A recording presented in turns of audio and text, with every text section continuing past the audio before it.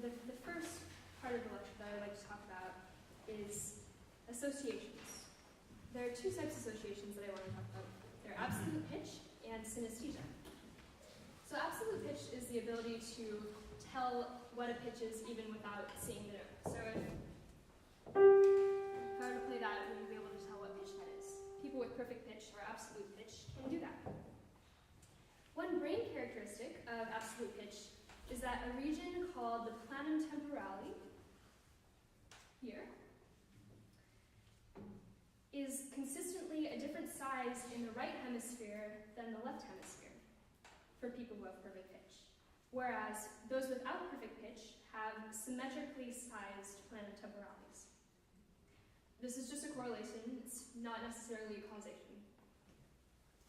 You may have heard that the greatest contributing factor to whether someone will have perfect pitch is the age of start of musical lessons. This is true. A few studies have shown that those who start music before the age of 5 are much more likely to have perfect pitch than those who start music lessons afterward. However, absolute pitch is not only related to musical training and may have a high genetic component in some people. In one study, RM, his initials are RM, an adult with perfect pitch, reported having minimal music training, and his absolute pitch test was indistinguishable from the other tests, the tests of others with absolute pitch who had started music training early.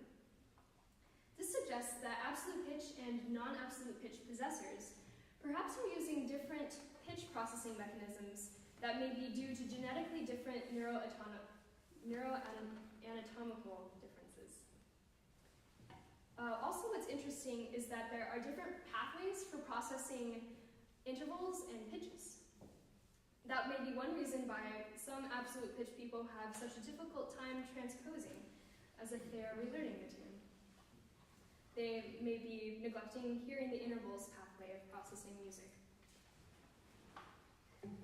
Another interesting fact is that there is a high correlation between having perfect pitch and having synesthesia. So what is synesthesia? Are there any synesthetes in the room? Would you like to explain what synesthesia is? Synesthesia is when you have one sense that's combined with another. Yeah. So an example of that might be linking colors to letters, colors to music notes. So for music, I have synesthesia, and an A for me is always orange. B is always purple. It doesn't only work with colors, though. It also works with tastes. I know one person who tastes words.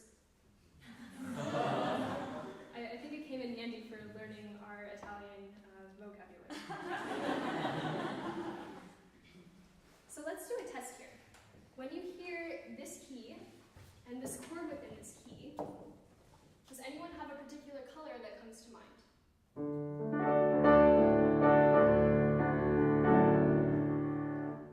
Just think in your heads. If I tell you it's D major and you listened to it again, do you have a color?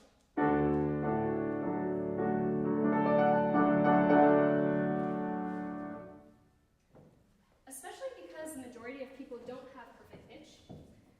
It's more common for people with synesthesia to look at the notes on the page and have some sort of color association. Some people actually see the colors in front of them on the page, whereas some automatically think of these colors in their heads, but they don't see it in their actual visual fields. This is the type of synesthesia that I have. So an A, when it's played, I know it's orange. It just resonates orange, and it can't be any other color but orange to me. I think synesthesia works on a spectrum.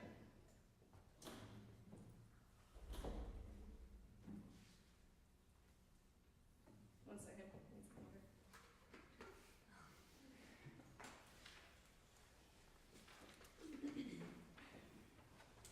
I think that some people who don't have synesthesia in any form, like I said, not consistently, can still assign colors to music or even ranges of colors. First, let me play the start of my next piece.